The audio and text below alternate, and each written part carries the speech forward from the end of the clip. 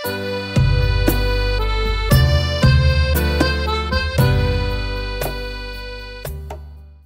damai kekanda, selamat datang ke Negara Campsite.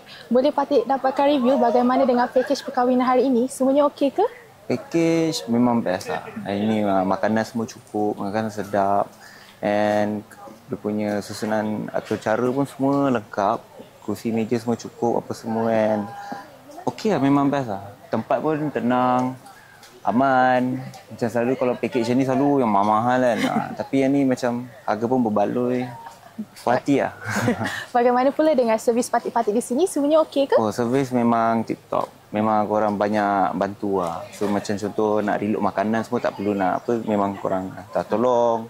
And dah ada orang beritahu kat mana tandas, basuh tangan apa semua. So memang lengkap lah.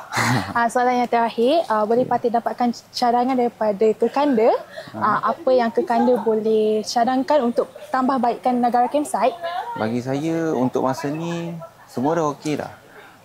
Tapi untuk mungkin kalau boleh lagi kita besarkan lagi ke apa kan. Takut untuk hari ni maybe berat dalam berapa pack kan. Ke depan nanti macam dah 1000 pack ke apa kan apa ni kan. So tapi so far semua okey dah. For private semua memang mencun kat sini.